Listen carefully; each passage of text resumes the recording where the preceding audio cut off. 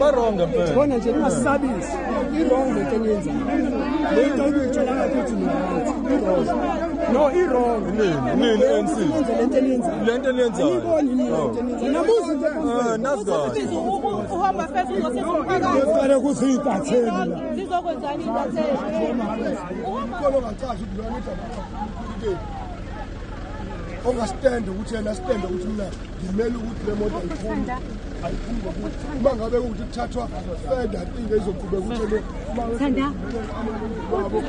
bamkhonile ungena kuye bamkhonile uhulumende bawathini ngendlela okuyiyona sebengichazele lapho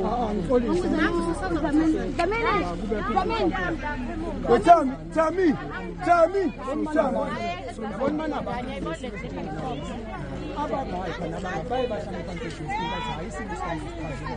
manje masiyasizikwazi ukuxhumana kuyavumelana kahle ayikho into yonakela i-communication ekuyona program sinenkolelo yokuthi thina ke kuhoma futhi uma singaphandle sibuka isimo sezindaba is that fair uma feza konjani uma feza singadlula konke yes so nawe uyayibona ke into ekuyona yeah so asakwazi ukuxhumana abantu bayaphuma ngemoto bayagijima sesiyaqabana lana futhi iquery ukuthi i-communication thina sonke ayikho yabona uma ngabe nawe ufika uma la ngaphandle ubuka leyo nto uzoshola nawe cha ke bafowethu kuyezwa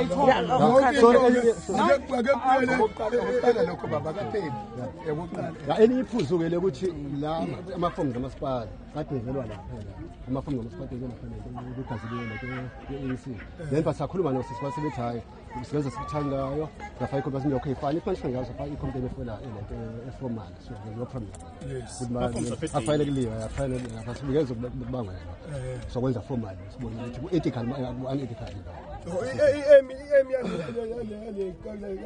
yale bokade kuyini ukuhlangana kwama-organization la kusuka nje ekuqaleni bekuyini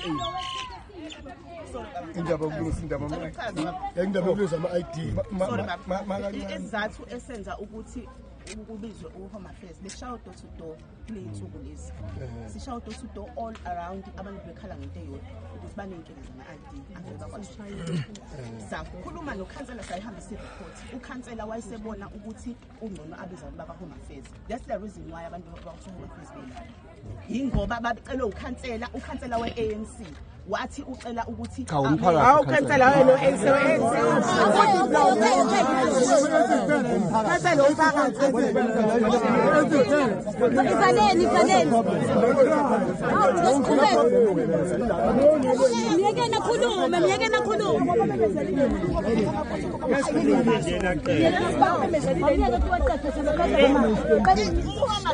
i-procedure yawo if ukuthi awukho lapha eHome Affairs njengoba bela ababhuki uyayizwa leyo nto bathe ababhuki ungangizwa kahle bazothatha izinto zabo i-ID copy ebese bethatha ama-cellphone number abo ebese beyahamba kusasa bahlala ku-computer bababhukhele angibuza ikuphi okurong vele benze lokho bathathile izinto zabo i-ID copy futhi bathatha namafoni number abo ukuze bazofika kusasa kwa-Home Affairs ngoba bethe babhukha i-truck bathola bathi kuyaclash i-shuttle yaka-Home Affairs bathola ukuthi kuyaclash angeke ikwazi ukuthi ifike la i-truck base bethi-ke okay u-Home Affairs wabathuma ukuthi abafike la bona laba abasebenza kwa-Home Affairs khona u-Home Affairs la khona